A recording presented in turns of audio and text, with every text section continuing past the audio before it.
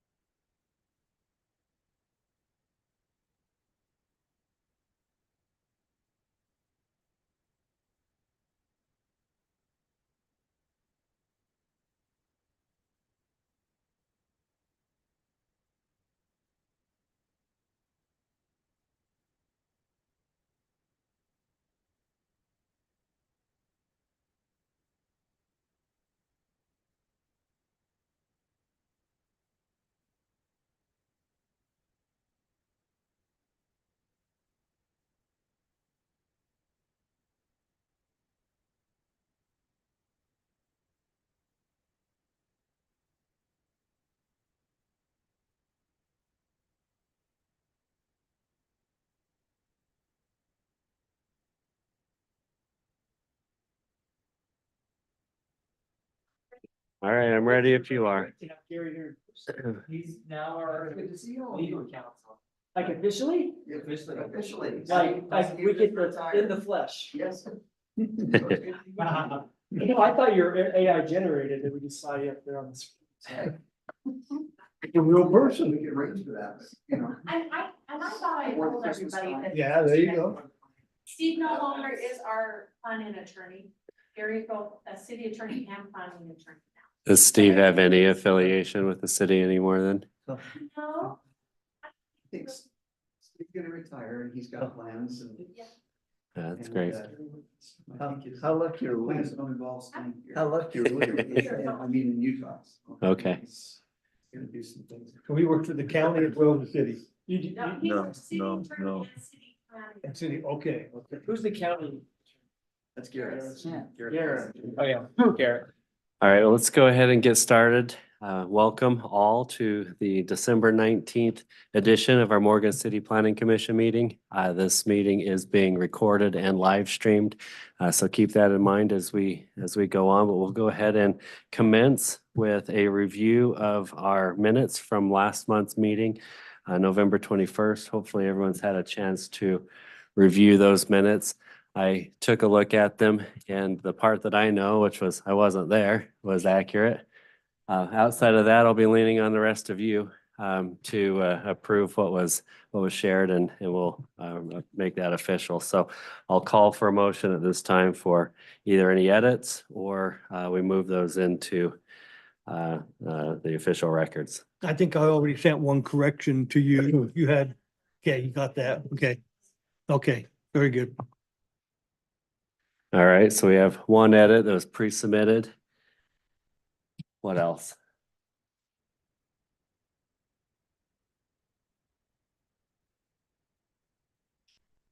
Want me to make a motion? Please. I'll make a motion that we approve the minutes as read or as given to us. All right, thank you. Do we have a second on the motion? I second that. All right, all in favor? Oh, you weren't here either. All right. So we had one abstain, and 4 in favor. With Jay as well. Oh, I didn't see Jay. Jay, did you raise your hand? There's your hand. All right, 5. Thank you. With that, we have one item on the agenda. It's a big item. We have been working for the better part of, well, this year. I think it extended beyond 2023 when this kicked off. The general plan update. We're at the point to review the final draft. So that will be our topic for this evening. We have a special guest with Lisa Benson joining us. Thank you, Lisa. I'll let you jump in when it's appropriate and Jake can facilitate when that time is. So Jake, at this point, I'll turn it over to you and you can guide us through how you want to review the general plan. Thank you, Chair McClellan. And Lisa has a presentation for us, and that'll walk through the highlights of the general plan, talk about some of the changes that we worked through this last year. A couple updates for the Planning Commission.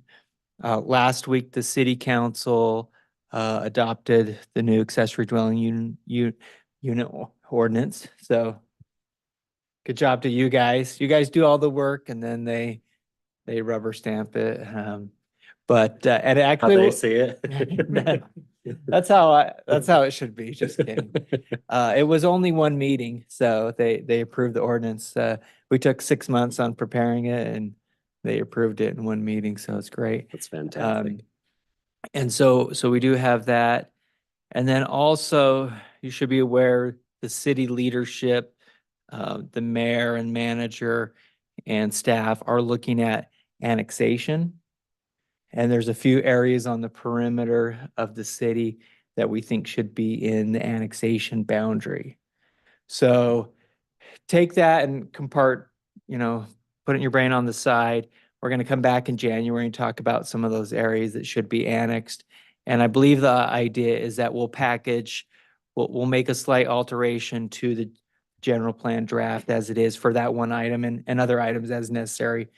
But we're thinking now's the time to do that. Gary, do you want to kind of weigh in a little bit on the annexation declaration process and how we might bundle that with the general plan update, or they just run simultaneously? Sure, the two processes are almost identical. And when Jake started talking about and Ty started talking about Teresa and the mayor and the council, why don't we take a look at outside of our jurisdiction and what types of areas we can service on the exterior of our jurisdiction, because it hasn't been looked at for years.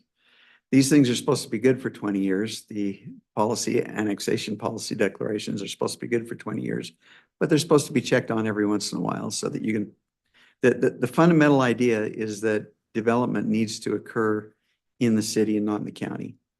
And some counties have actually gone to the length of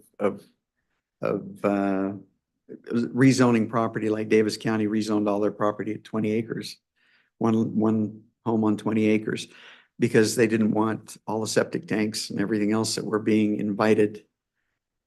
And they didn't have a sewer service to provide those services. It was the cities that could provide that service. So they've tried to resist that. And so cities, on the other hand, have tried to design their annexation policy declarations to sweep in as much area as they possibly may be able to service. And so there's no better time than when you're going through the general plan process to do exactly the same thing that you would have to do over again anyway. And that is add to the general plan process an element where you look at areas that you might want to add in the future and then approve an annexation policy declaration that makes sense for Morgan City at the same time you do the plan. There's a couple of items that are a little bit different. The individuals that can actually object to the annexation policy declaration are what they call affected entities, which are really only governmental entities. There's no public input and that type of thing that occurs the way the general plan does. But the nice thing about it is that when you do both together, you can have a little bit of public input as well, on areas that you intend to annex. There's also an appeal period of 10 days once you put that in place, which doesn't apply to the policy declaration, but that's not a big deal either, because for certain it'll take at least 10 days to get to the city council for their approval. So that was the recommendation, and from both the council and Jake and Teresa, and if it's okay with the planning commission, we'd love to do it that way. Your input would be very valuable, especially after everything you've looked at here with the general plan. It's going to be very invaluable to see what you think of the areas that we would include. And last time the annexation was done was about 20 years. I don't have the exact year. I think it was 02. Uh-huh. Is that right? Yeah, it was- 2002 was the last time it was done. So it has been a long time. And we haven't had any annexations except for the one that came through in November. So the idea behind this is also 20 years ahead, what properties could be annexed. And next month you'll see a map of that. There's not a lot, just a few on the outskirts of town. And the idea is that if there's any properties that are not within the city boundary now, they would need to annex first and then bring that in. You don't do islands, you don't do peninsulas, things like that. Kind of bring things in, and you do it where it makes sense, where there's services. There's no reason to bring in a steep mountainside unless you want trails or something like that. I see Jason's got his hand up. Fire away. Just one thought, since we've been working on the general plan, it seemed like there's been a lot of, I think Teresa included the attachment, but in that same theme of the attachment she sent from the governor, other things coming from the legislature as far as more of a heavy-handed from the state legislature on increased density. And, that seems like it's coming sooner than the longevity of our plan. And I know most of our density was probably multifamily, but it sounds like some of the things I'm hearing is a good plan would involve high density single family as well. And I don't know if we address that a ton or not, or if it's even, but it's just a thought that was on my mind as we're you know, we've spent so much time on this and we're at the final, you know, finish line. And I still think we're, you know, like anything else, it's always evolving. We're always getting more information about how the legislature and authorities feel about density, and they've got some real strong opinions right now. Yeah, a couple comments on that is with the size of Morgan still being under 5,000, you don't have to do the moderate income housing plan the same way that the other cities do. However, we're mostly meeting that. The general plan, I think, does respond to that encouragement of allowing for internal growth. We have the master plan community area, potential area for smaller lots, like you're talking about, and then also encouraging more housing downtown. Next month, we're going to see a mixed-use building for Commercial Street, which is the kind of development we want on Commercial Street. So there's that opportunity. So think about the general plan is the big picture level, big goals, and then details of what do we want for zoning, area plans. And then the city is doing area plan for the master plan community area in terms of concepts and ordinances, and then also a downtown plan, which is of course a great place to add that, you know, density and walking and housing in a center. If there's not any further questions, let's let Lisa take it away with the presentation. We'll let Lisa present and then have a dialogue and a discussion after on it. And Lisa, would you rather people ask questions as you go or wait till the end? I'm fine if we just have a discussion as we go. Okay, great. Yeah, that's great. So let me. Okay, are you seeing the presentation? We can. Okay. Great. And first off, I wanted to say thank you for all of the time that you've invested as a city, reviewing the draft plan and the updates to make sure that this plan reflects your vision. You know, that's the whole point, that we want to make sure that this is really where you want to go in the future. And you know, and you've been through a lot of this already, the public engagement opportunities, the guiding principles that fed into each of the plan elements that came, you know, directly out of the public engagement process. You know, as Jake said, you're under 5,000 right now, and by 2040, you're projected to just bump over that. So it'll be a little bit of time before you hit that 5,000 threshold. One of the most significant areas that changed from the draft that we sent last year was the future land use map. And you can see the changes reflected here. Not a lot changed with, you know, the low density and medium density residential areas, but you know, and there's still the downtown mixed use area, just some adjustments to names and uses being fine tuned in some of these areas. But as Jake mentioned, this master plan community area is one of the revisions since the last draft, and that will just give you a lot more flexibility in what you want to see. And we'll walk through some of these more detailed areas, but again, the highway commercial stays the same along 84. And then the conservation for public facilities area in the foothills intended to protect those natural resources and steep slopes.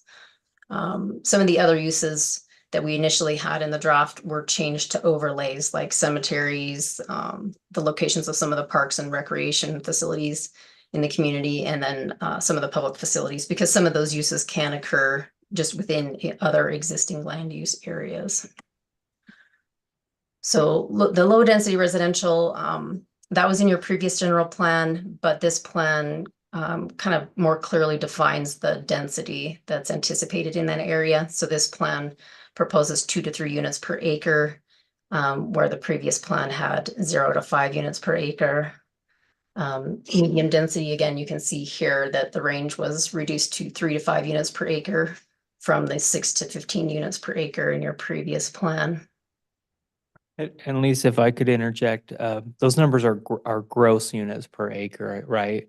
I think Yeah. that's what we discussed. And so that does include roadways, trails, open spaces, areas like that. So it's not just a quarter acre or 5 acre. Daybreak is about 5 units per acre as an average across the entire project. But some areas are 10 to 20 units an acre and others are much less. Mhm. Right.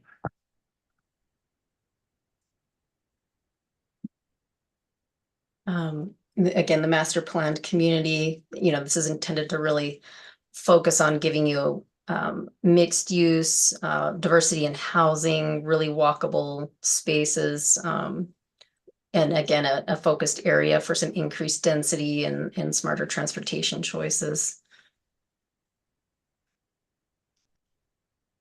The downtown mixed use area is intended to have 6 to 12 units per acre.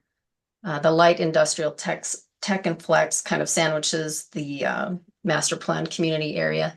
And that's intended for, let me scroll to this page here. So that's intended more for, commercial, retail, office, those types of uses in that light industrial and tech flex. And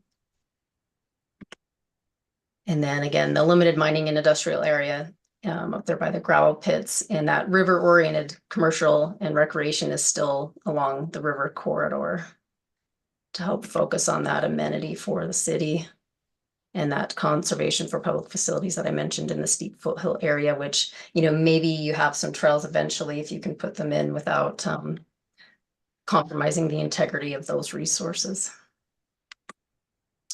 Again, the overlays with the parks, recreation and open space, public facilities and cemeteries. Not a lot of changes here on the placemaking map. Again, the idea behind these districts is just to help establish more of a distinctive identity for the city where your key gateways are, as shown in the red asterisks here. And then just maybe making some of these streets and areas a little more distinct. So, when you're in the downtown area and, when you're along the commercial street area. Again, focusing on the importance of agriculture and some of those strategies that are highlighted in the plan. Transportation, we did get our transportation planners did get the future roads added into this map. I did notice that this map is missing a few of the proposed streets that we're showing on the land use map. So I'll make sure to coordinate with Fair and Piers, and we'll get the latest map included in the plan.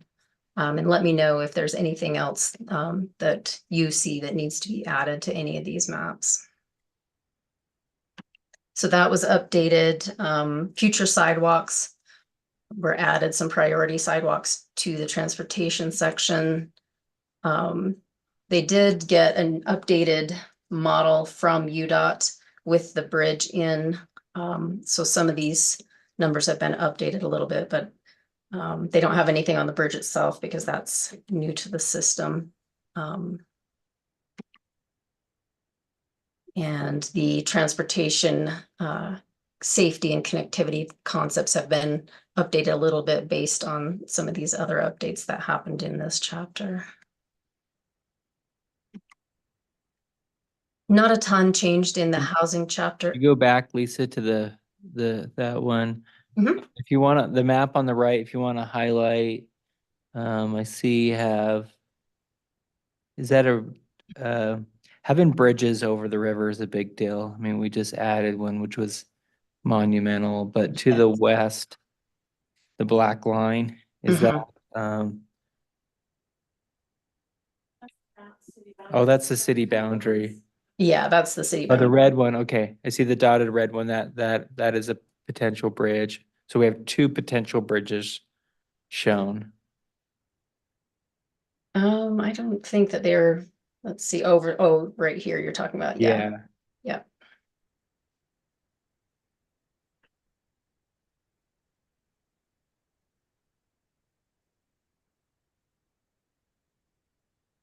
I have a couple road sections I'll send over to that they can add to the map, and maybe the same ones that you were already saw missing. Can I ask a question on that?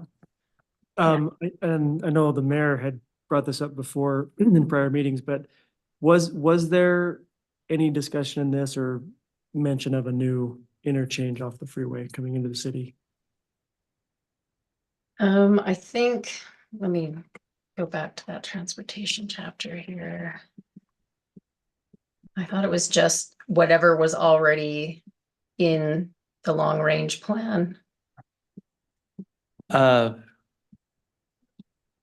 Yeah, yeah, so we requested money from UDOT to do a very comprehensive transportation study that would look at that. They initially said there would be money for 23. It never showed up. And so now they're pushing us back. So maybe in 24 or we go after other sources. But Mhm. but that's kind of, I think it takes some significant study. Hard thing is we don't necessarily have the numbers and the population and traffic to justify it. However, it doesn't mean it shouldn't be looked at, and also preserving the land, while it's cheaper. That was my, when I looked at this earlier, that was the reason is if we ever do change the interchange coming off the freeway, that would significantly move traffic. I've been blown away just taking kids to school, how much that bridge over on Young Street is taking, like, cause everyone gets off the freeway coming from Mountain Green and they come off and go straight and then they come in on that new bridge, which is amazing for the traffic in the mornings. So they're going through Commercial Street. They take the access road. Oh, the access road. Yeah, that's a lot better. Then they go into the freeway and then Yeah. over the bridge. Okay. So kind of a loop through the city. It never hits the city. No, which way do they go? So Which they way get do to the exit and then they just go straight. Or they can turn right and go on a Commercial Street, but it's faster to go over No, there. I'm saying when they leave town. Well, They go back on that same way. back on that same way. Okay. The only problem that way is it's a one-way street on the access road. Yeah. So you do have to either go through town or you go up above through, over to the gravel pits and then North Morgan and down. Okay. But the point is those bridges and an interchange make a significant difference on the flow of traffic and all that. So in the plan, we would have to, if that ever happened, there would be some adjustments to that. So wasn't the railroad one of the roadblock to doing that whole interchange? You mean changing it? Huh? If we wanted to change it? Yeah. Yeah. Well, The current underpass with the railroad arrow.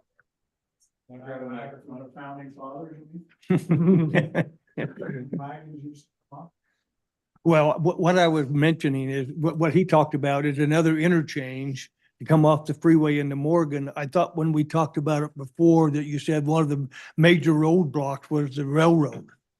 It is. Yep. Not where the frontage road is. So let's go up a half a mile from where we exit now, up towards Round Valley, and you just have an exit there. And there's some safety issues that are coming into play, which might help a little bit for the school buses and the mining trucks to take that exit. The mining trucks can turn left and go under the underpass, the freeway up to their mine, where the school buses can do just what Justin said, they Up over the bridge, yeah. up over the bridge. And also residents that say live somewhere around there, instead of going into the bottleneck that we have now. Yeah. So my talk with UDOT is shrug their shoulders, but when they're talking about safety issues, then there's more of a flex for us to say, let's get the school buses not crossing 2 lanes and going onto the frontage road. Let's just try to get an exit up there so they can make a safe exit. Okay. Does that paint a picture sort of where that exit would be? Okay. Lisa, what did you have on that? I don't have direct information on that. Let me touch base with Farron Pierce. And the recommendation could be just, work with UDOT and study it out. There's really 2 places to look, the far west where the Highway 84 hits the town, and then also where the mayor's talking about on the east side. Mhm. But at this point, it really is study. There's a lot of complications everywhere. And I think, Jake, that study that got kind of put off, that was gonna include that exit there. Yeah. Okay. Yeah, so if we need to strengthen the language or add additional implementation measures in there to, just to mention, the city's desire for that study, let us know how you want us to. It is an important thing to the city. Okay. Okay. Sounds good.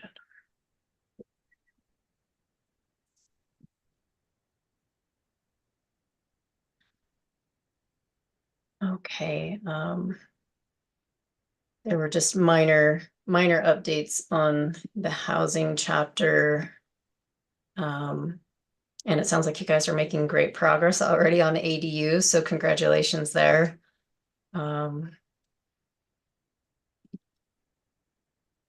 Let's see, and the economic chapter, not a lot changed from your review of the previous draft plan. Just again, more making sure the language is a little more clear. Environment and community services, not a lot changed there.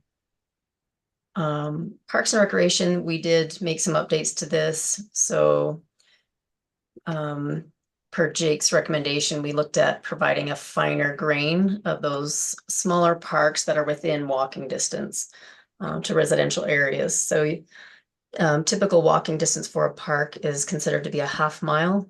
So you can see some of these smaller parks that are shown with the tree symbol and the pink radius around them. That represents the walkable area, the half mile range for each of those proposed parks. So without those, most people would have to, either drive to Riverside or Fox Point. But you can see a couple of parks have been added here for, potential future areas that could be annexed, or other areas that are existing and just need a little bit better level of service. So right now, this is showing 5 additional potential future parks. We recommend a minimum of around 3 acres for those new parks if possible, just because you get a little more efficiency if you have a neighborhood size park versus a mini park, which has, minimal recreation value for the maintenance that it requires. And one of the other changes was bumping the level of service. So the city decided to bump the park level of service up. Instead of 3.14 acres or 3 acres per 1,000 people, then the future projected, or your goal for parks per 1,000 residents is 4.5 acres. So with that 4.5 acres and the growth that is anticipated by 2030, you would need to secure an additional 8.2 acres of parkland. And then by 2040, you would need to secure an additional 2.2 acres on top of that. And the idea would be to try to acquire those acreages within these general areas that are indicated on the map so that you're meeting both distribution and level of service needs as you move forward. And then this is just an updated version of the recreation concept that shows how those future park sites would interface with the proposed trail network and your existing and proposed recreation sites in the city. Lisa, could you go back one map? Yeah. So in terms of the walkable, I see a gap on the right, but we also have the school district. I mean, there's like 3 schools right together. We also have the county fairgrounds. Is that the reason why that area is fairly built out except for on the outskirts? Yeah, that's why, because the intention is that on this map here, we show the idea of, with the county fairgrounds and then maybe the county bumping up and really making some improvements to that park. So it becomes a regional level park. And at a minimum, you could add in, you could assume one of those half mile radius service areas for that. And like you said, the schools serve a lot of that use, and you also have the trail along the river that helps connect some of those parks as well. And the question for the commission, the school district does allow for recreation, games and things like that on their fields when it's after schools and weekends. Yeah, okay.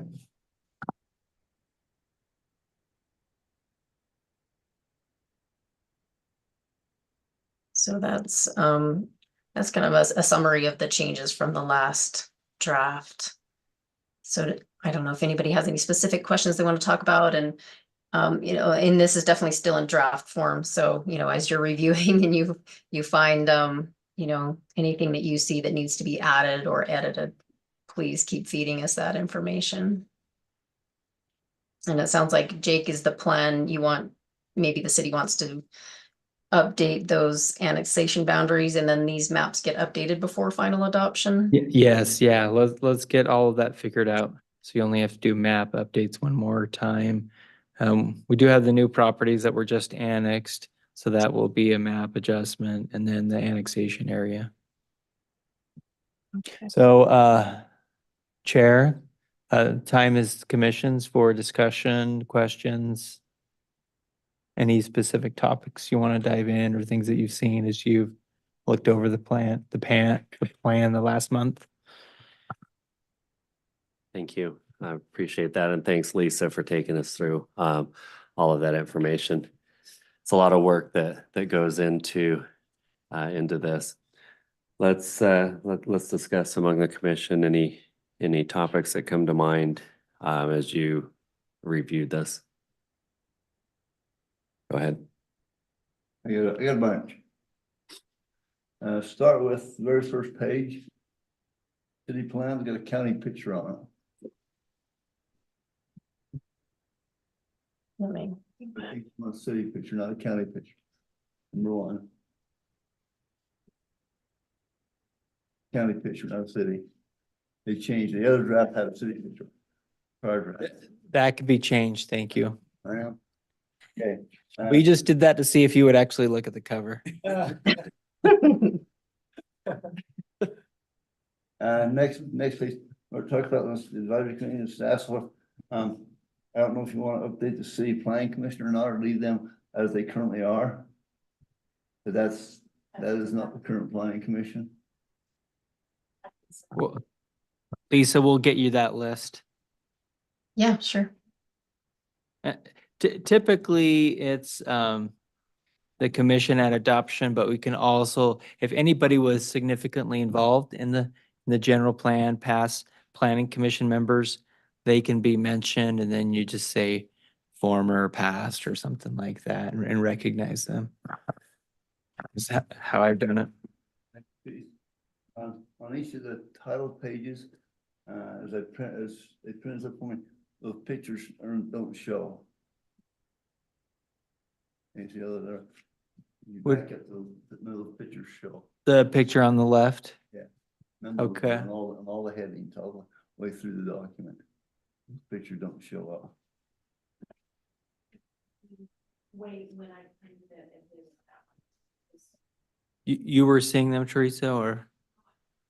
Oh, okay. It's probably just a transparency thing. Teresa printed them up for me. Same Oh, okay. And they're printed look just like that. Same thing. Did you get that one, Lisa? The images on the chapter headings? Page.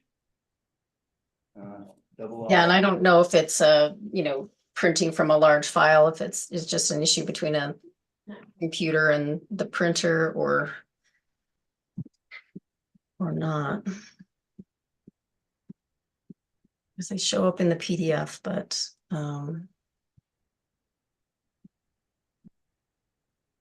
Okay, page 2. It talks about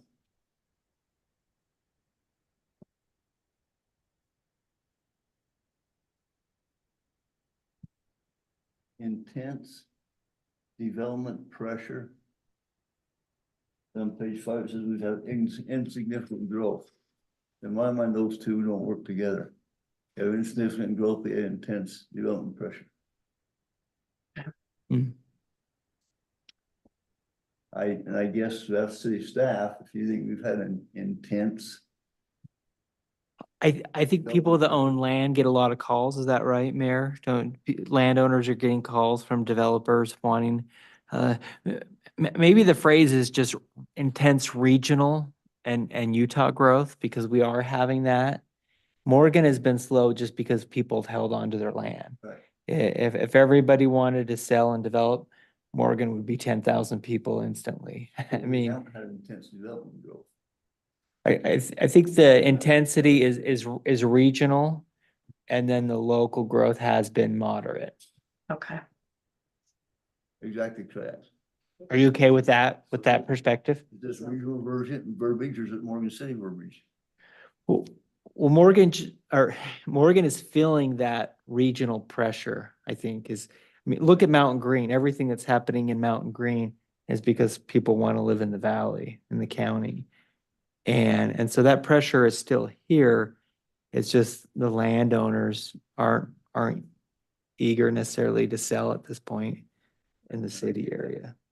What are you hearing, Justin? Well, I agree with what you've said. I think there's regional pressure locally. It's been, I think it's very subjective when it comes to what is intense and what is like.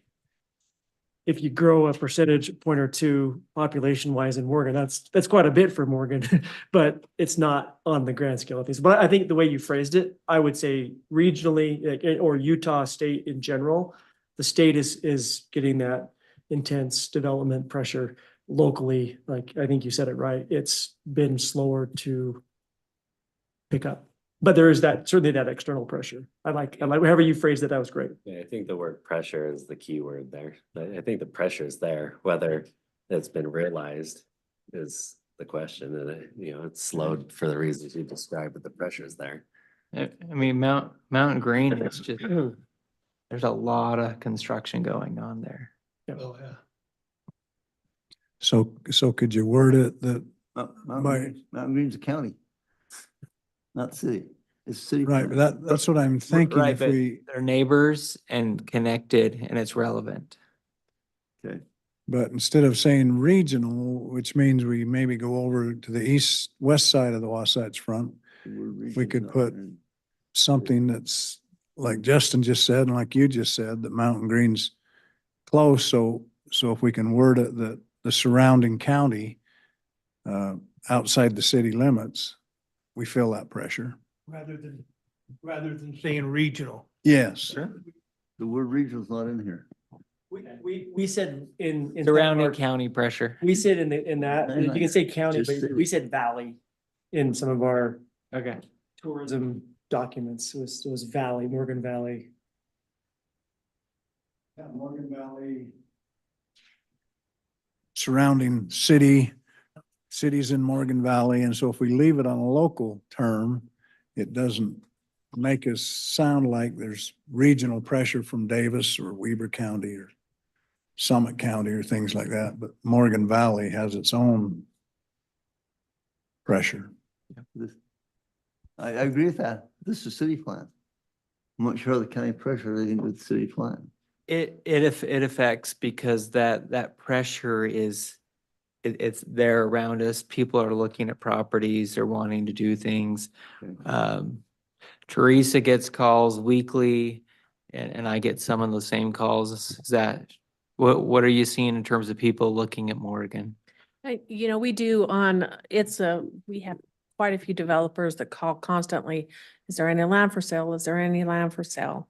We have a lot of pressure Okay. from the developers, but we're in a situation, just like you said, that landowners are not in the city limits they don't care how much they get offered, they just don't want to sell. Right. So we are getting those pressures, and I think that, like he said, if our landowners were ready to sell, they could have sold those 10 times over. So I think that the eyes are on. Could we change, so reading that line, if this is the thing here, it says, today the city is experiencing intense development pressure. I think what you just said intense, we call it regional, what, pressure to develop, like it's not getting to develop. Yeah. So it's pressure to do more. So you could just even say that, say intense pressure to develop. More. I don't know. It changes the meaning a little bit. I don't know if Also it's, put- I don't know if it's that significant for this, Jerry, but You might use the word growing. growing. And one of the things that I think you were looking at, because it says, yeah, growing, it's growing pressure is what it is. And it's not just coming from surrounding valley. What Jason talked about earlier this evening is a reality. We got a call yesterday. The letter that Denise received is just a foregoing of a bill that has actually been drafted up the legislature that requires starter home zoning. You know, every city, the 82 cities you're not one of them, but just the same, that puts pressure on all cities to come up with a starter home, a percentage of their homes dedicated to starter homes.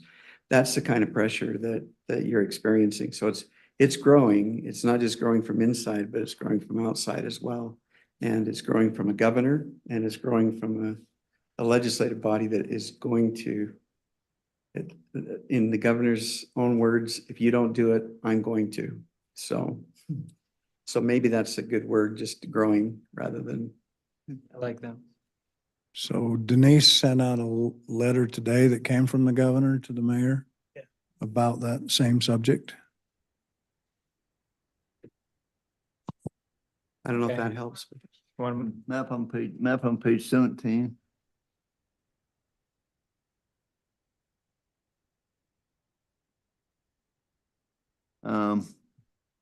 Out in the gray areas, there's a lot of those lines are just county property lines. I don't know, we need the county property lines on that map. Also along Morgan Valley Drive, there's not a stream that runs along Morgan Valley Drive. It shows a stream running on there that doesn't exist. And I'm interested, I guess, in this bottom piece. It's a proposed annexation. I guess maybe when you talk, we're gonna redo the proposed annexation list. I mean, balance out that proper. yeah. I'm not sure why that one's listed, because on map on page 15, it shows us a landslide area. Map on page 16 shows us an earthquake fault. I'm not sure why we would annex that in for a building area if that's the problem with that piece of ground. Okay, can you tell us where that is so Lisa can highlight it on the map? It's the very bottom that hangs down there, right there. Right, That one? Okay, so I'm not sure why that was included as a proposed annexation. It already is in. No, it's not. Oh, potential future. Okay, so, just because there is, you're saying it's a landslide risk, I'm saying on that map, page 15, okay? it's at page 89, Mind shows going there, us a Lisa? landslide area. yeah, let me go there. And saying on map 16, page 40, shows an earthquake fault area. I'm not sure why we want to annex that piece if it has those two elements to it. Those are areas that the city is looking at. It does mean, it doesn't mean it's completely off the table. It just means there's a much higher Just Risk. tough to build on those if that's what. if that's risk what for that- those areas. Anyway, Um, just a thought. Okay, You don't have to change it. Anything I say is just an observation. I'm not demanding you change anything I say. Just an observation on that. yeah. Teresa, that is one of the areas, right, we talked about. So I think that area there was a developer came to the city for a future development there. Years down the road is maybe why it's now in the annexation zone. It could possibly, it's not. Yeah, Right. Yeah, and I get it. With those complications, not sure why we want to do it. Yeah, anyway. and So what And that's Lisa, for. will you explain a little bit the two risks, the landslide and on the fault and kind of how it relates to the data a little bit. Yeah, let me go back there. And these are, if I remember the data sets correctly, it's like historic landslide areas. And I'd have to get back into the data set to see that. And the 10 is the fault damage zone area. So you can see the fault running along kind of the east side of that section. And like you said, it doesn't necessarily preclude development, but it means that it may require some additional mitigation or consideration to ensure that development could happen in a safe way. And so at the fault there, you see the fault being the brown line down Right. Just the on middle. I imagine that's basically just a buffer area. Essentially, you're saying within a certain amount of feet of that fall is a higher risk. Almost all the Wasatch Front looks like that. In a lot of areas, to me, the landslide is actually the bigger risk of the two. Yeah, right there. It shows definitely a full things in And, land. and you'll notice some of that landslide on the north is already within the city boundary. I mean, Right, but there's are there not- homes in that area? So there's already homes in that specific area. And a fair amount of Mountain Green actually Mm. has quite a bit of that. No, there's not homes in that area. Yeah, it looks like it was more back behind parcels. It's kind of, yeah, I think most of that may just be in that, Pretty close, right? But maybe Yeah. not within. There's not homes in that area. yeah. Yeah, same with this area. I don't think that there, well, that one, there might be some streets in there. We'll have to take a closer look at those, but. Anyway, just an observation. Thank you. That's good. Thank Do you. do with what you like. On the land use map, the guy from the city that manages the sewer district did tell me the other day that he would like to see some kind of buffer around the sewer, meaning we don't, build homes right up next to the sewer and then everybody's complaining how bad it smells. I don't know if that belongs on a general plan, future land use, or we just put it in ordinance. A general question on all the maps, as far as the sewer location. Some maps it's listed as sewer location, some maps it's not listed at all, some maps it's listed as a water body. I don't know which is proper way to list the sewer lagoons. Whether you want to have the verbiage on there, you know, have the water body or not have it at all. The maps are different throughout the book on that concept. And I'll double check because I thought we removed that as a water, we moved that from the water body layer. So I'll double check because that should be removed. It shouldn't be shown as a water You want to body. list it on, do you want to list it on all maps as a sewer lagoons or just certain maps? 'Cause some maps it doesn't exist.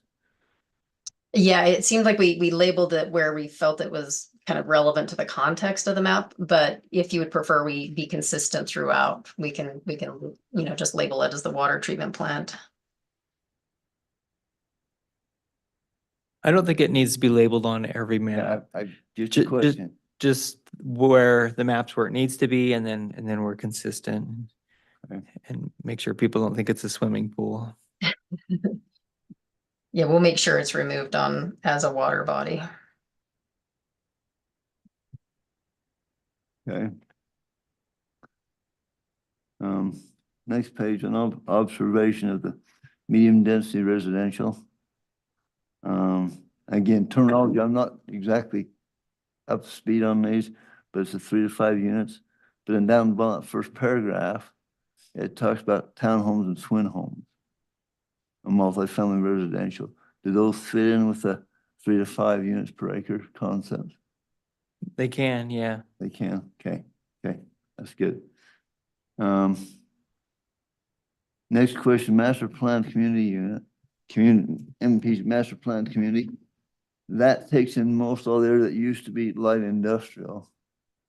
As I've looked at them, do we think we have a need for light industrial? If so, where's it gonna be? Or do we want to eliminate it out of the plan? Yeah, yes, but it should follow the general plan. Of, so history over the last couple of years, when we started, our double take on the plan, we had greater downtown mixed use for all of that area. Then diving in a little bit deeper, we said this current light industrial is not going anywhere. We're seeing current investments. They're actually under construction now, a few facilities, all of that. But then also the need for more housing and that connectivity, and it's a large property, the master plan community. And the desire to have a higher quality community, a more walkable housing choices. That's where master plan communities is the right fit. And regarding the light industrial, there may be more market for that. Again, general plans are advisory, so that line could move back and forth. Ideally, it'd almost be the opposite. You'd want that on a different location. The interchange isn't great for access for semi trucks and transportation. Even though it's close, it's difficult to get in and out.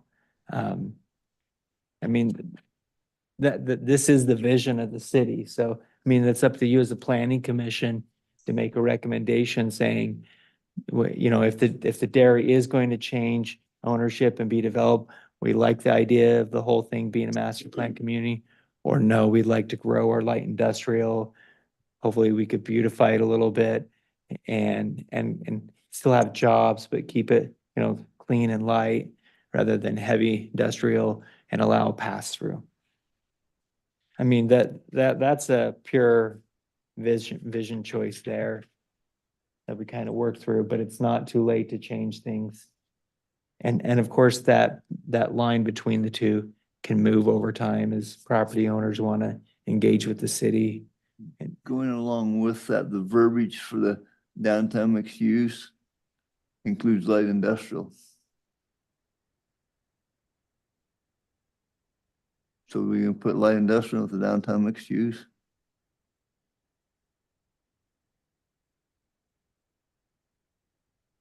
That first paragraph, second line.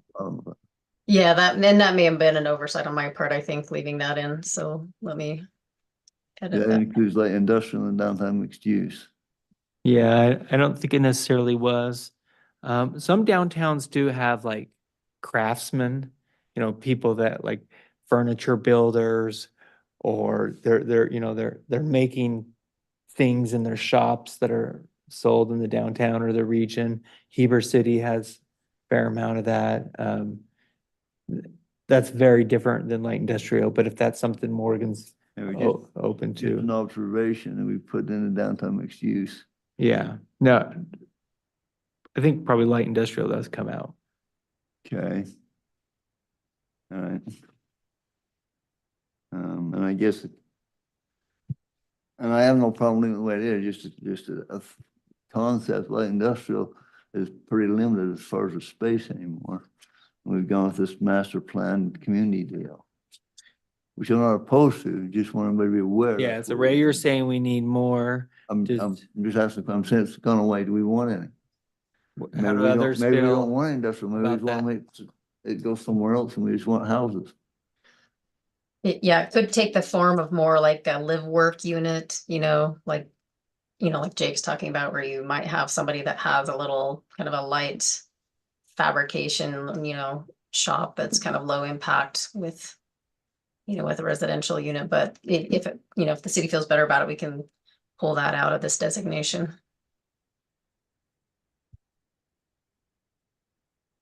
On the same note, on the light industrial tech flex, we've got listed there commercial, retail, office, wholesale, and service users. We're going to list industrial in that verbiage. So we're saying we're going to turn all of our light industrial into commercial, retail, and office space.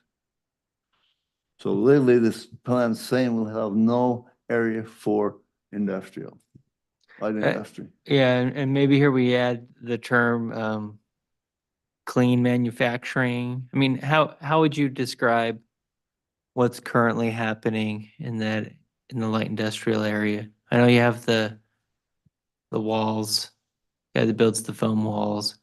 What are some of the other uses you're currently seeing? And are you okay with them? Would the fly tying opportunity be that, is that what you're talking about, Ray?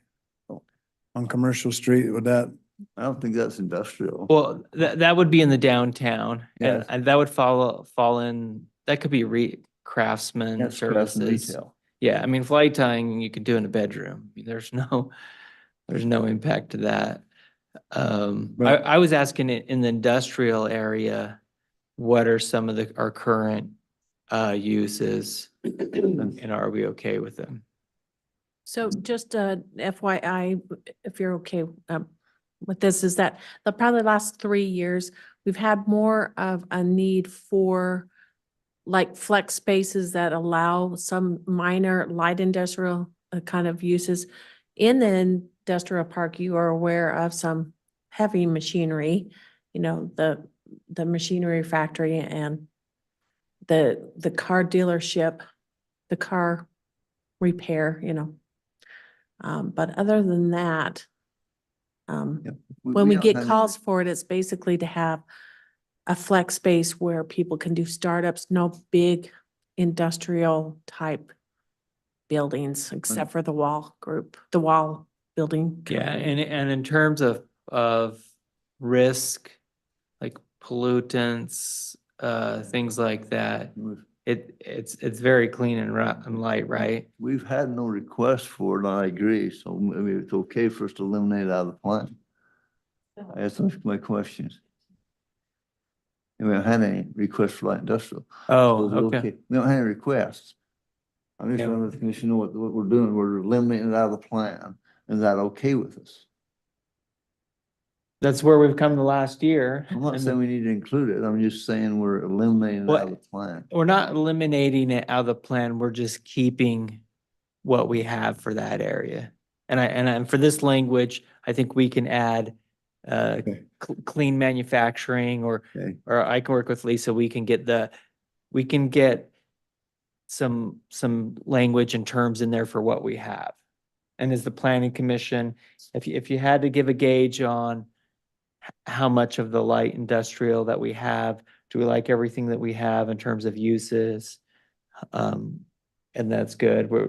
There's nothing in terms of significant pollutants, really. I mean, very different than refineries and things like that,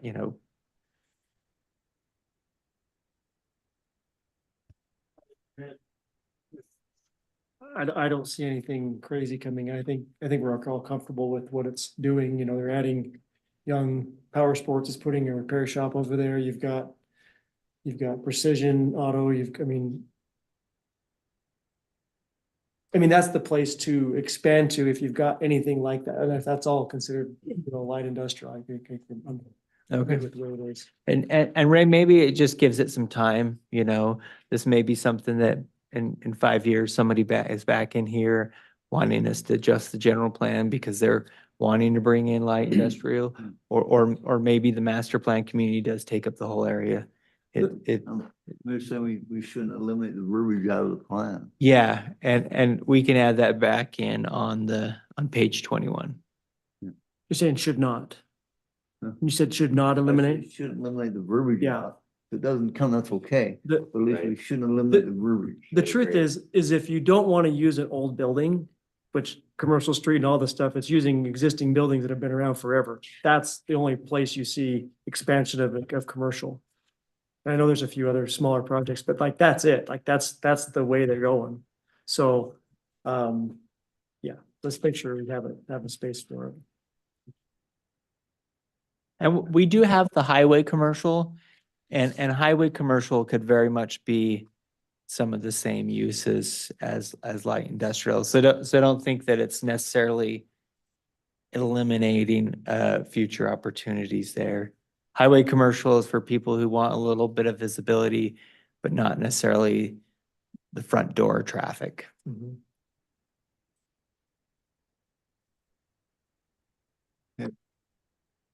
General commercial, again, that's a new one for us. as I look at the uses we have listed there, which is fine, retail, commercial, professional offices, so forth. And then we're talking medium density residential. So it looks like the only place we have available now for apartment buildings or more than is just in the commercial central. General. And the downtown. General commercial and downtown. So we're talking about no apartments anywhere in the city except in our downtown area. In the master plan community, I mean, that'll be further defined, but that could be a place for that missing middle, which missing middle does allow for attached housing. It's just single family scale. It may look like a big house, but it's actually, 4 units or 8 units. But yes, that is the vision, to keep any apartments to the downtown or the commercial area. It lists medium density residential, also this lists multifamily residential in our general commercial. Which I'm okay with that. I don't know if that's what we want, if that's what we want to have our commercial central to be. It's currently is that. Okay. Highway commercial on the map back on page 17. We added a little bit. It's just south of the freeway down on the west end of town, yeah, right there. Do we want to have that come all the way through that highway commercial? Come through there, yeah. Do we want that to extend or just be a little piece out there?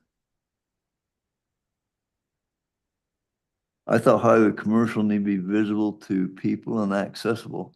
That piece there is not accessible until the new road goes through. Then it will be accessible at that point.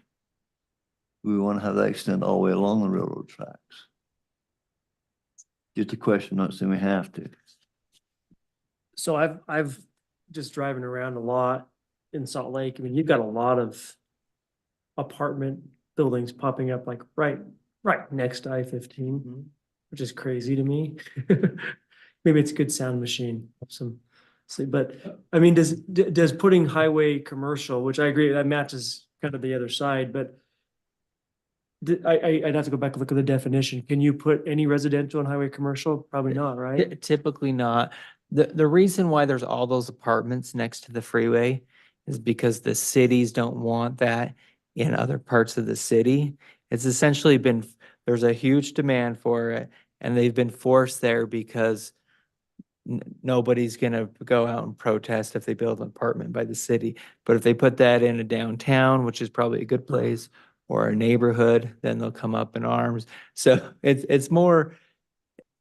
Now, in some cases, it's nice because you do add that extra traffic near the freeway interchanges. But the other part where it's not necessarily good planning is you don't put it by train stations, which of course we don't have, or in your downtown or walkable areas, and do something with that. Lehigh is a horribly planned community. I'm sorry if I offended anybody. It's got all the right parts in all the wrong ways. All these beautiful, just beautiful office buildings strung out. There's no housing by them, no mixture of uses. There's no street grid. And Draper, which you're kind of talking about, Sandy, is some of that same thing. Everything is just strung out. And it's kind of there because that's the place where they could build it and people wouldn't protest. So long answer short is that we should probably keep that in the core areas. However, the highway commercial could be both. Right now, you have way more land than you have demand for on the highway commercial. There's a lot of land there. Okay.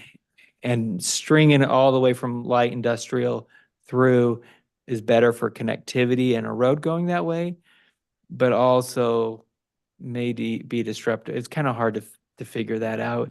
It might be nice if that highway commercial just grows on the other side. I would agree with that. I'd take that one off. So to extend that, I'd take it off. Okay. What does the planning commission say about where we had? Lisa, could you show that area? Yeah, right there. Yeah, so take that essentially one we off. would match those two. And the light industrial there, kind of the sandwich. Um, I think that could also be up for debate as well. You could continue the master plan community. Driving through the master plan community to get to the light industrial, if it's a lot of trucks and things like that, may not be a good thing. So I would either say low density residential, medium, or master plan community kind of continuation at that point. I mean, that in some ways that's almost beyond our 20-year horizon, but we still need to include it in the plan. The So only- what are your thoughts for that? The that only area? reason that would change is going back to the interchange discussion. If you go back like that, that's could be a prime candidate for putting the new on and off ramps there if that's, and that would be a reason to have it. But at that point in time, if that happens, you just change it back to, move it to highway commercial. Yeah. Yeah, we get an But- interchange there. But we're not, we're not there yet, so. It's been a long, long time to have an interchange that close to the other main. Yeah. That ain't gonna happen. Yeah. That highway commercial is not gonna happen. I don't think. So I guess my point, I'm fine. I think if everyone's good, I'd move it to master plan or Yeah, I Just put it agree in with light. that as well. light industrial. Let's make it match on the south side. So the south side would be a master plan community. Just like the one like it's a buddy. The same one it's a Yeah. buddy. So extend the light industrial tech flex here Yeah. and then this little corner. Correct. Yeah. Okay. Could we, I hate, it's extra. What if we said future light industrial? Just kind of maybe add a little bit of language saying this area needs to really be considered. It's so far out. There's so much that needs to happen. Yeah. In the meantime, that I don't know if you have any ideas, Lisa, that when your property's kind of so far out there. I mean, on a zoning map, it makes a lot of sense to just be ag for the time being and wait and see. But on a future land use, Yeah, I mean, it's tough. Like you say, it does hinge upon whether you can get that transportation access, whether it makes sense to have that light industrial out there. That said, like you're saying, if you did extend the master plan community, then maybe you could, within the area plan that you're doing for that, maybe that's where you could address that desired potential use for that. If that makes sense. If you showed all this as just extend the master plan community to the western boundary and then within your area plan for this master plan community. yeah, just- and it also could be commercial. Maybe we just we do master plan community out to the end and then just put a overlay and call it, something about future study area for access. If we get a second access, If it's a big if, second access, there'll be a lot of things will change. yes. Yeah.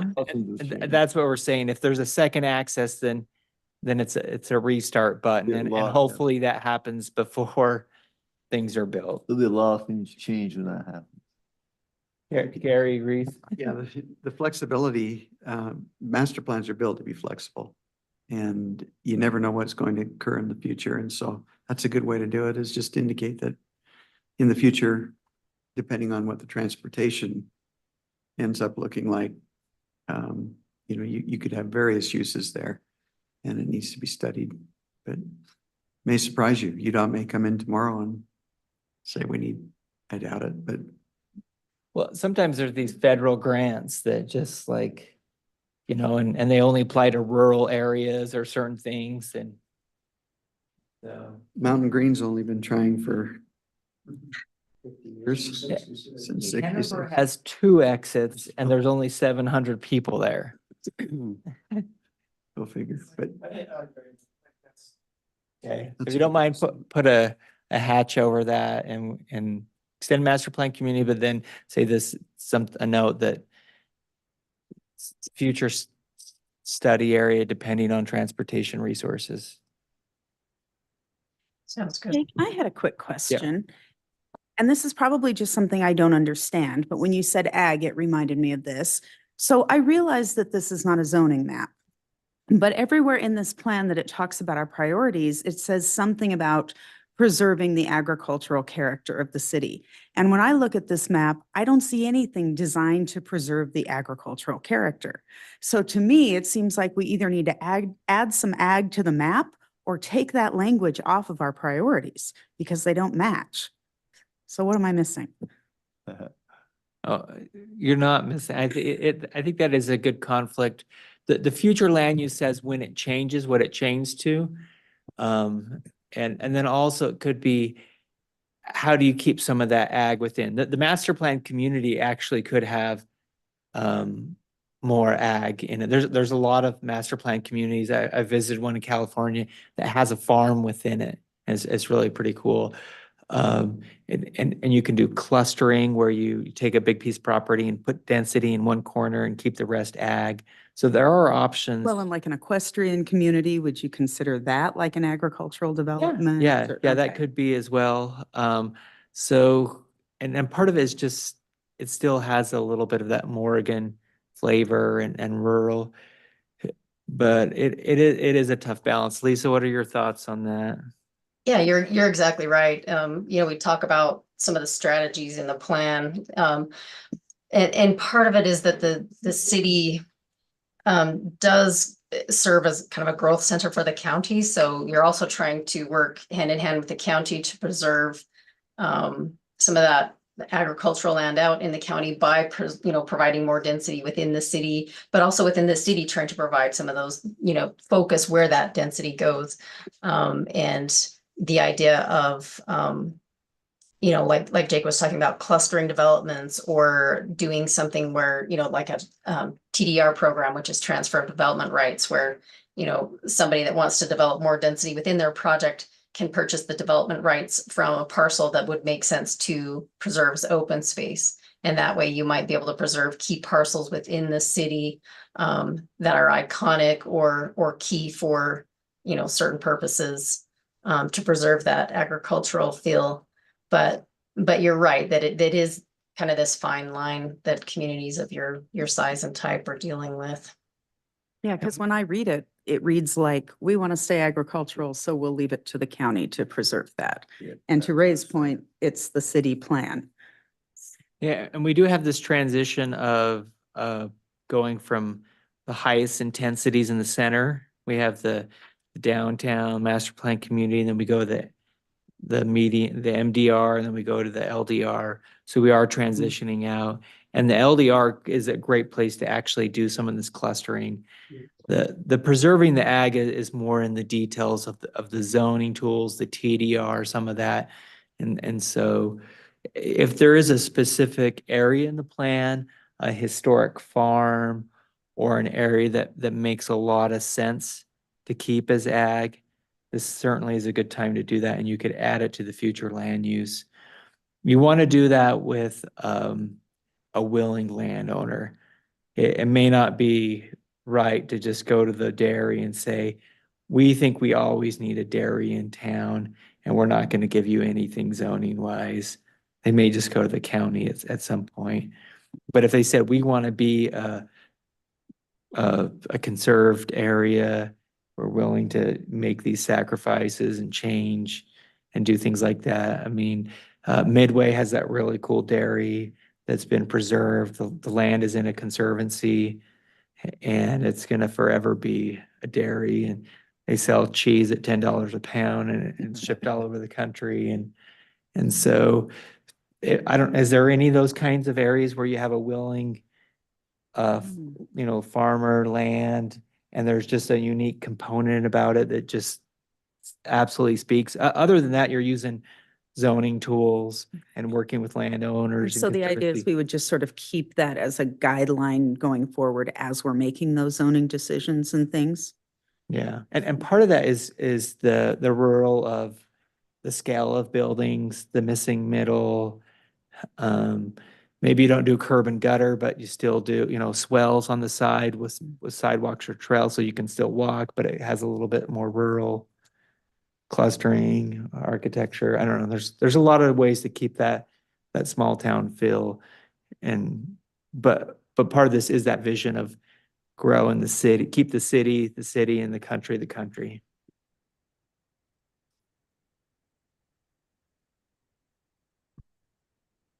More comments, Ray? Oh, yeah. You've got a long list. Oh, yeah. Sorry.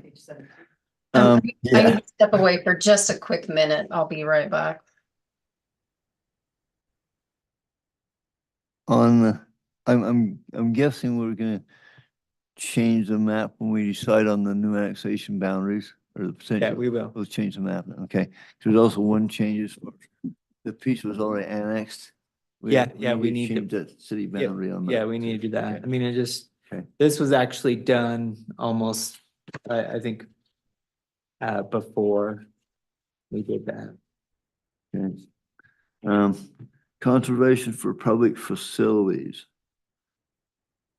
The verbiage on page 23 says amenities such as trails may be considered.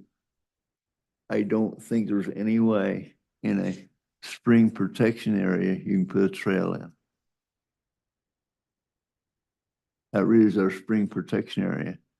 There's no way you can put a trail in that. So the verbiage on page 23, where it says such as trails may be considered, I think that's a definite hard no. Okay, is that right here under, I just pulled up, borrowed that while Lisa was out. You're I could be saying wrong. I could be wrong. this section here, Yeah, right in there. I have a question though, is why can't you have a trail in a spring area? it does occur in other places. In their spring protection areas. Yeah.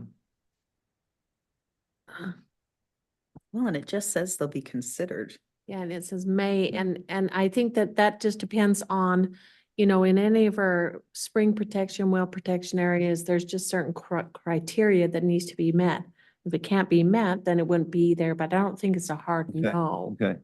And the verbiage of saying may is Okay. not saying you will or you definitely can. It's do your research, make sure it meets that and then go from there. And I think maybe just adding a line, water resources and water quality preservation should be prioritized. Okay. And another side note, hiking that country and living right underneath that, the terrain on that's pretty steep. You're not gonna put a trail in anyway. Switchbacks. That section is, you're not gonna put a trail in anyway. Okay. Okay.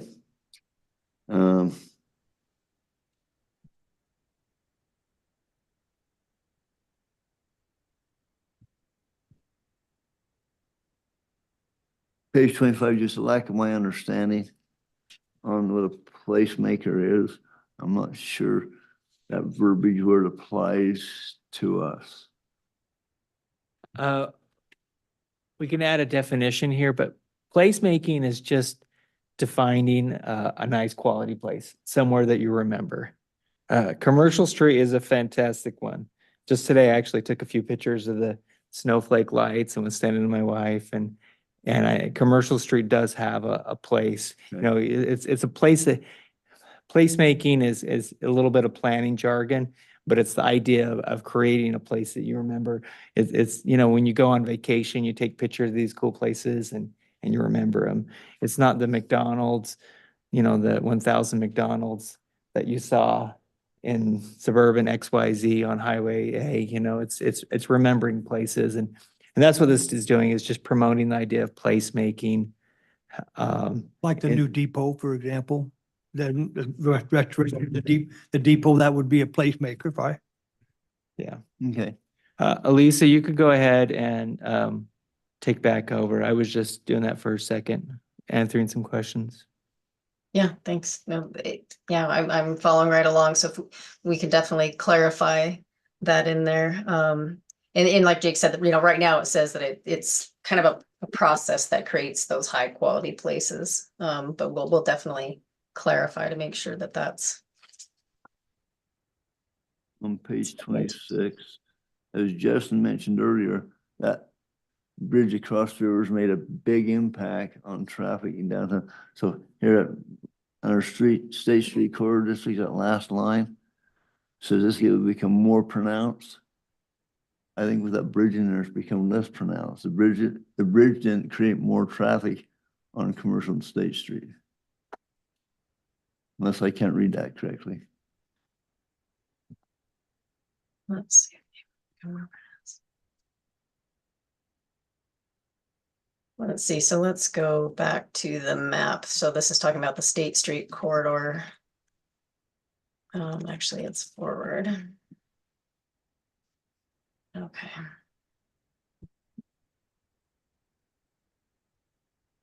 Yeah, so I think it was just saying that with the bridge here on Young Street now. Yeah, maybe that doesn't make sense because the State Street District is more capturing what's coming in from the south or from the east. So this other gateway here will be, that's an area that is becoming more pronounced with the bridge. So you're right, that language doesn't make sense for that paragraph.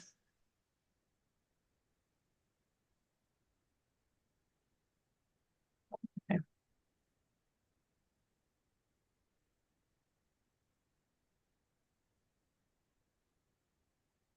Maybe I'm not reading it correctly, but that bridge made a big difference. So it's not more pronounced. Right. It's less pronounced.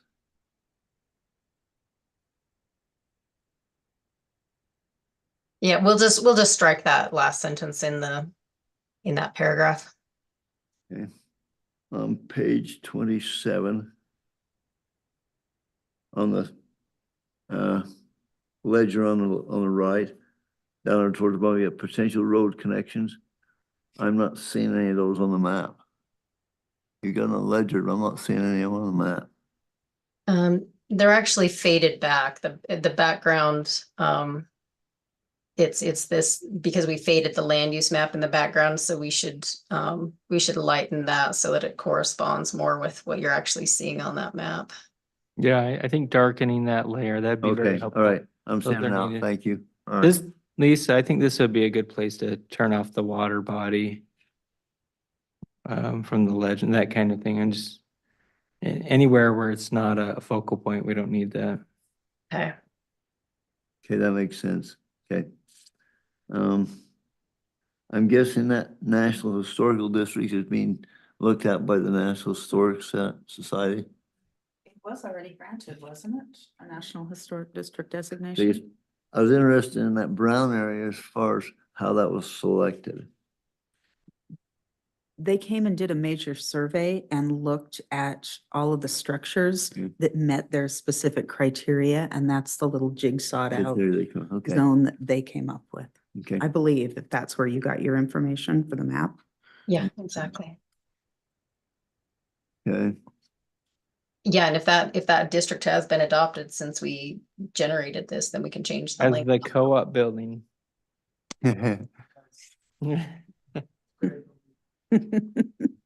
Page 28.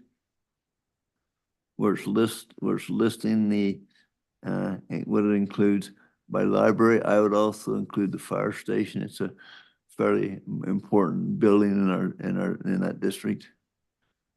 So county library, I'd include fire station right there as a thought. It's almost as important as the library. Nothing is important as the library, come on. That's right. Same concept at the bottom of that paragraph. It says the newly constructed bridge on the east of Young Street will likely increase traffic, making pedestrian and bicycle safety enhancement imperative. I don't think so. It's going to decrease traffic, as Justin said. For the time being, I mean, State Street is your main street, that's your core. Right, but the bridge isn't going to increase the traffic there. Right. As I I'm said. not arguing that, yeah. Anyway. Okay.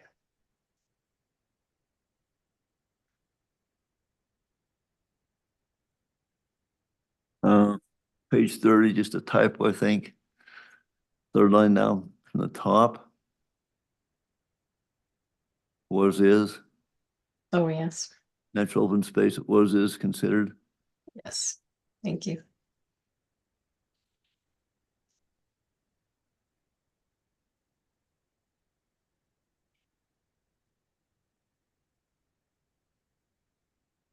Interesting, I looked through these recommendations and the things we're supposed to be doing, there's a lot here.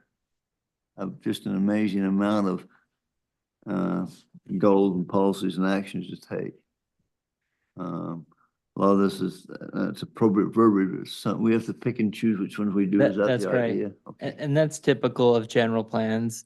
Outside of Utah, they're called comprehensive plans is the terminology that other states use. We call them general plans because it's in our state code.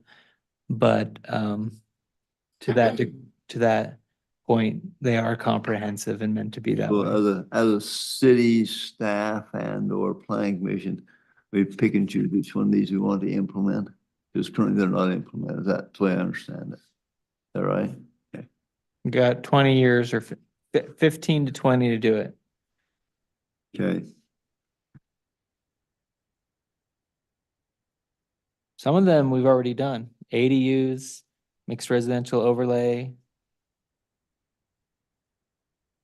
Page 40. Just a small type of very top percent after strategy. This chapter provides a transportation strategy, help meet future needs. I'd add the word "to" in there.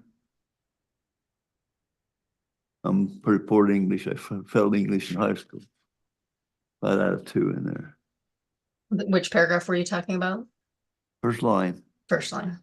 the chapter provides Oh, a yes. transportation strategy, help meet future needs. Great. Thanks for catching that. Right. Just ahead. for the, because I know there's a lot on here. Could I make a suggestion, or if Ray would be okay with this? If it comes down to verbiage, misspellings, typos, Yeah. I mean, he's got a list, He should obviously, it's do that. pretty good. Could he just give those to you Yes. outside this meeting? That, If that- there's, I'd say though, but if there's content that we wanted to discuss, I'd just say, let's go through that, and the other things we can go through that way, just for the sake of our time. let's do that. If there's any items that need to be debated, And let's bring those up. maybe none of this will need to be fixed. I don't know how pristine you want the document to be. Well, we want it to be a clean, accurate document, but to Justin's point, anything that Okay with needs, that. that needs to be debated content. Okay. I think that's a good point. The land uses, that's a great example. We, that's where we made a change and we needed to debate that as a group. Yeah, thank you for the recommendation. One, I don't know if it's on that line, on page 47. Maybe it needs to stay, but those numbers are mostly county numbers. It's county and city combined together. Maybe that's okay. The city crash rate is 131. The county, there's 360 there. So most of that data is county. Also over on the left under crash data, those are mostly county crashes, not city.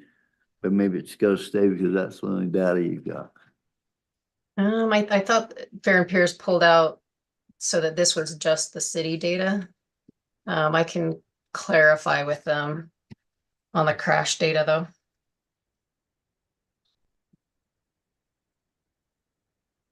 I'll The crash confirm data, the milepost 104, so that's up the canyon at Taggart's where there's lots of accidents. We can understand that. Yeah. In the city, the place that I've seen the biggest risk is State Street and I-84 off ramps. Those are just really, really tight. Are there other places in the city that come to mind in terms of? And map 6 shows that, and I think you're correct. Yeah, map 6 shows that. Yeah, I would agree that map 6. Oh, there it is. Yeah. Is pretty accurate. The Young Street intersection where that, you see, that's school crossing there, that's a different discussion, but like, yeah, that's a pretty. Is that just because it's two main Roadways. Yes, there's other reasons I would offer there, but yeah, I mean, that's just, there's just people rushing to get out of school. You got a lot of young drivers coming in and out of there. Yeah, Okay. I think it's accurate. That's a good one there.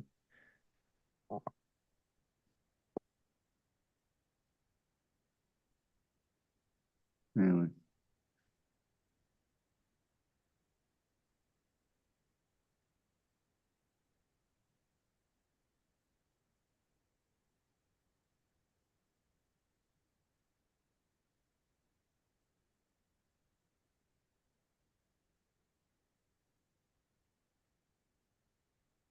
Other items need to be debated, discussed. You just get a little more, not let's say items to be debated, you just thought of, stuff that doesn't coincide. Tertiary places is our population by 24 is gonna be 5,000. This table 3 says we're gonna be 5,000 by 2025. This table of data on this table is a lot different than anywhere else in the What book. page is that? Page 51. Yeah, you're right. There is a discrepancy there. That is just, I don't know what that is. What's our current population and is that accurate? No. Not compared to the other tables. Yeah, no, the data at the beginning of the chapter, at the beginning of the plan doesn't align with that, so we'll have Fair and Pierce Yeah, take a look that- at that. Did this, it says WFRC. Is that just their projections are different than census projections? Or maybe it's okay just to have different predictions in there. If it's different, I think that's fine. We just recognize it. Yeah, let me go back to that. We'll go I back. I do think we're not gonna hit the 5,300 by 25. No. Let's see. But I also think the census projection, to me, that's just math. Yeah, It look at the has one- nothing to do with what could happen. That's just This one the, shows, the federal government. look at what's on there. Yeah, I see it. Yeah. This is just the federal government doing math, is what that is. Right. The other one, I don't know if that was just WFRC saying this is realistic, and it's okay to have two projections. They're both, maybe that gives us the bookends. Business as usual, or if things start to change and Taylor Swift comes through town and everybody wants to move here. If she did one Instagram post about Morgan City, you'd be growing. Post Malone didn't do it. I have a daughter that's a fan, so I just make fun, that's all. Well, and here's a question. Do you want us in chapter 1 to show, to talk about these differences, to show both of those population projections and show, here's what the census is saying, but here is what, more local planning agencies are saying. I like having them together and just calling out. Are you guys okay with that? Put them together and just say, here's two projections, and that's Yeah, what they that are. works. Yeah, thanks for catching that discrepancy.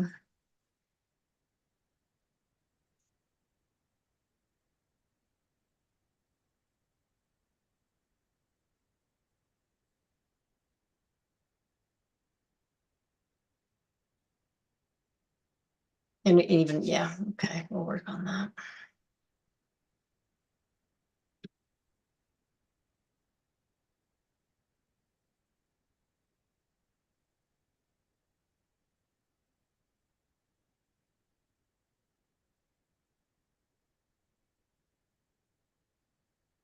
Let's see.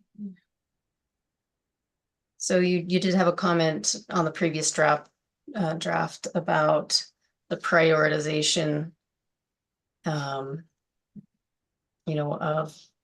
like interchange improvements and that sort of thing. So we've added a little bit of language, just, about the prioritization, that UDOT and the RPO carry out the prioritization, but that the city needs to coordinate and definitely, discuss any of those changes or, desired changes with those organizations.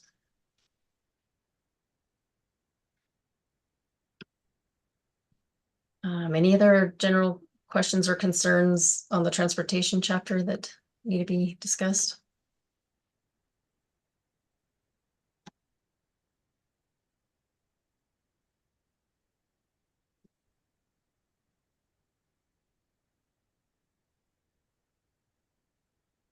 Did you have others on your list, Ray, that you wanted to There's go nothing through? substantive, just at that same kind of stuff. There's normally, I haven't seen major changes. Other than like we talked about up front, and the industrial piece, we want to get rid of that, not where we're gonna have housing. Those are the major only things I think we need to decide on. The rest of the stuff is just, things I think I can go through with Jake or go through with Lisa if she wants. I like that. That's fine. I want to acknowledge That's good. the work that you put in. That's fine. The attention to detail, as we've heard the words pristine and clean document, clearly that's the goal, and it takes that kind of attention to detail to make that happen. I like the idea of Justin's recommendation to take that offline Yeah, I'm and fine with that. continue to Sure. work through that. So that being said, thank you for all of that pre-work, Ray. Fine. Anyone else have items as you reviewed the latest draft that you wanted to discuss as part of the commission?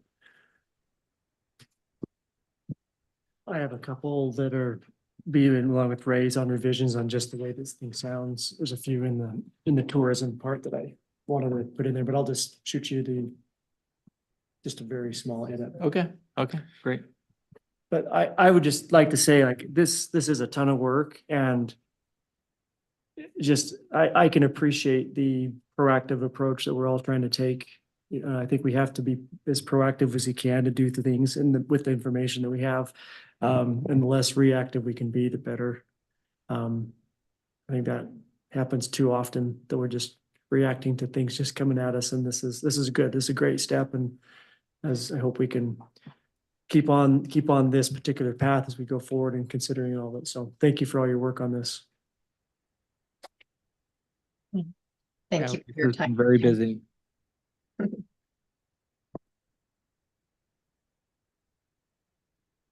Jake, did you have any other comments as far as what you were I hoping? did to have one review? on the parks map, which we have in 2 spots.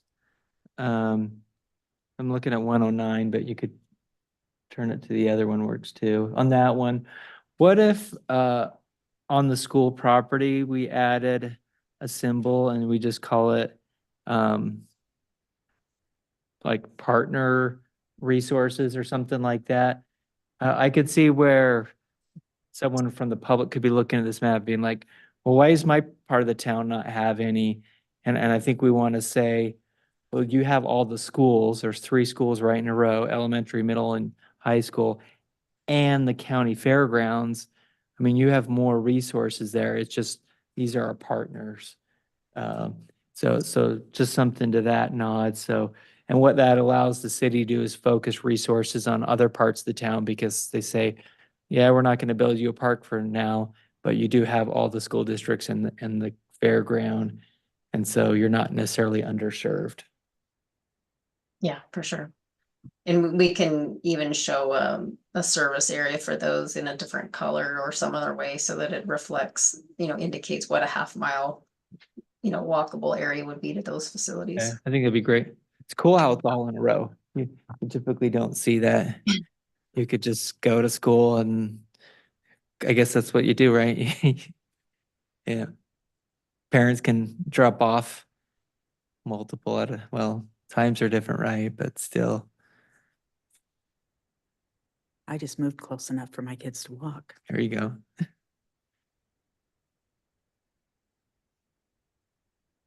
All right, do we have anything further? It looks like we've dried up our comments and review. Jake and Lisa, thank you for your preparation, bringing this forward to us and continuing to push it. It's been the topic of about 10 of these meetings. So we've had a lot of discussion leading up to this draft, and it's good to see it all come together in one place. So thank you for all that effort. Final comment, Ray? No question. The other document. Excuse me, your document we haven't even looked at, it's called the appendix. Do we need to go through it at all? It's even bigger than this one. I'll let Lisa answer Haven't even that looked- one. we haven't even I, looked at it, that. it's really just data, but go ahead, Lisa. Yeah, it's more of a documentation of input from community engagement, direct comments, all of the notes from focus interviews, survey results. We do have the appendix that includes the strategies for agricultural preservation in there. Those elements, if there is, if you see something that needs to be updated, then let us know. But generally, that's just kind of a background if you want to dig into additional information.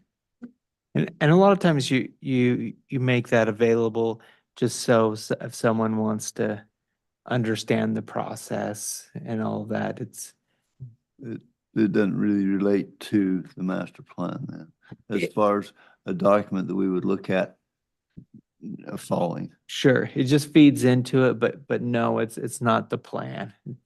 It's just the showing your homework. All right. Well, at this point then, oh, we see a finger up. Teresa, go ahead. So, just a clarification that any of those verbiage changes, maybe that Justin and Ray has done, can we make sure that you get that before next meeting so that we can put it on there, even though we're not going to have, we're gonna be adding another element and not doing a public hearing or workshop, but it'd be nice to have those done as soon as possible. Yeah, we'll bring the annexation piece into the future land use and update a few maps. Yeah, so if we can get those verbiage changes to staff as soon as you can and get those done. And then we won't have to keep going over the verbiage and the typographical issues. Yeah, that's great. Noted. Thank you. And thanks everyone for your participation tonight. We'll go ahead and adjourn for the evening. Thank you. Thank you. Thanks. It's a lot of work.